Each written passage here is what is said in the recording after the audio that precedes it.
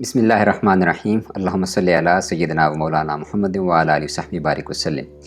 کتاب الادب المفرد کا 17واں باب، والدین کی اولاد کے حق میں بد دعا۔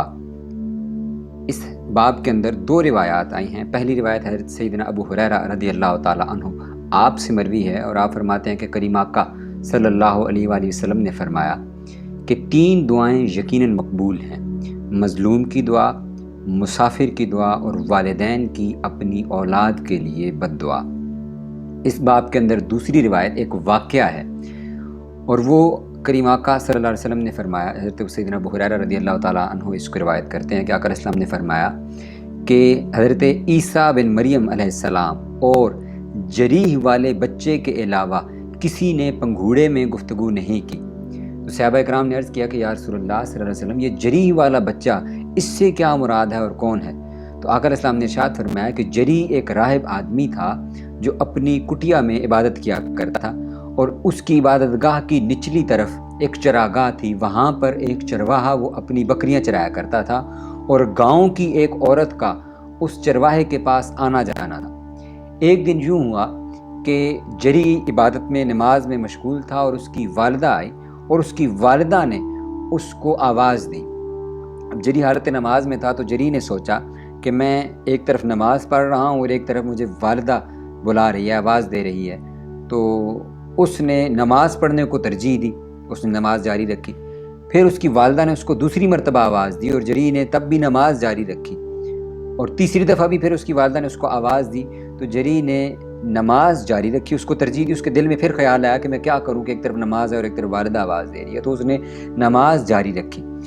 جب تیسری دفعہ یہ واقعہ پیش آیا تو جریح کی والدہ نے اس کو ایک جملہ کہا، ایک دعا دی، یا اس کو ایک بد دعا دی، اور اس نے کہا کہ اے جریح، اللہ تجھے موت نہ دے یہاں تک کہ تو فاحشہ عورتوں کا منہ نہ دیکھ لے، یعنی تو ان فاحشہ عورتوں کا منہ دیکھ لے۔ پھر اس کی والدہ چلی گئی۔ بعد ازاں وہ جو عورت جو اس چرواہے کے پاس آتی تھی، اس کے ہاں بچے کی ولادت ہوئی۔ اس سے پوچھا گیا کہ یہ بچہ کس کا ہے؟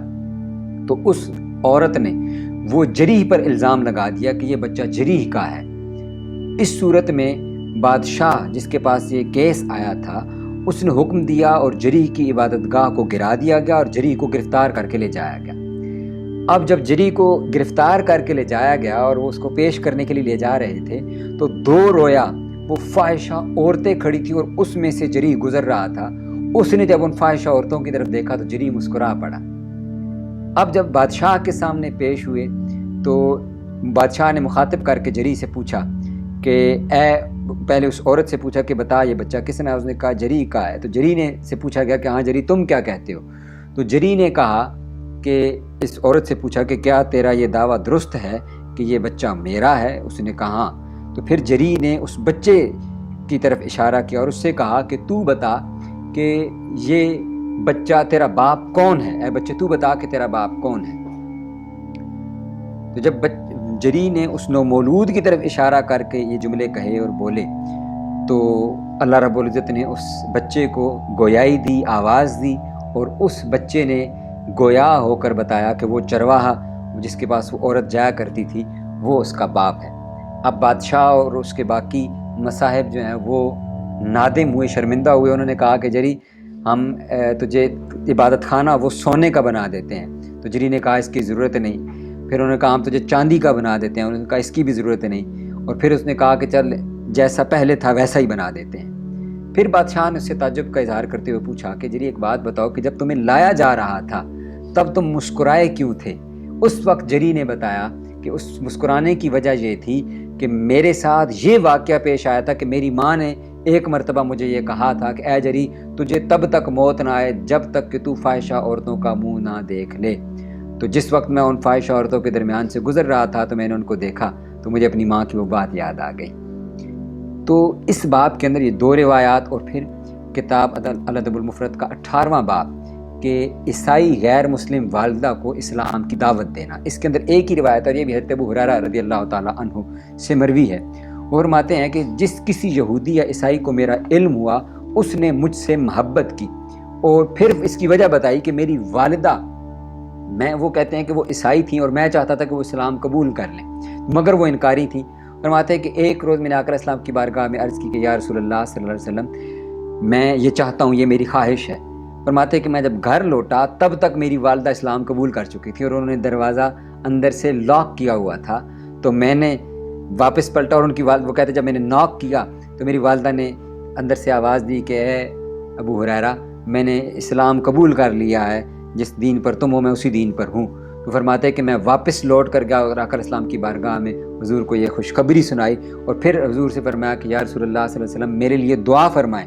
تو آقا علیہ السلام نے حضرت سیدنا ابو ہریرہ رضی اللہ تعالیٰ عنہ کے لیے دعا فرمائی اور فرمایا کہ اے باری تعالیٰ، یہ تیرا بندہ ابو ہریرہ اور اس کی والدہ ان دونوں کو لوگوں میں محبوب بنا دے۔ تو حاضرین کرام، ان دو ابواب کے اندر یہ دو روایات، جو پہلے باب کے اندر کہ والدین کی جو بد دعا ہے جس کا عنوان رکھا، اور اس میں پھر دو روایات ایک واقعہ کے طور پر کوٹ کیا، اور یہ صرف کتاب الادب المفرد کے اندر ہی یہ روایت نہیں آئی جو پورا جریح کا واقعہ ہے، یہ پھر صحیح بخاری کے اندر بھی امام بخاری نے اس کو نقل کیا ہے، یعنی یہ اتھینٹک بات ہے کہ آقا علیہ السلام نے یہ جو واقعہ ارشاد فرمایا جریح والا، یہ کوئی ضعیف روایت نہیں ہے، یعنی اور والدین کی دعا، جو والدین کی بد دعا ہے، وہ اس طرح اولاد کے حق میں قبول ہوتی ہے۔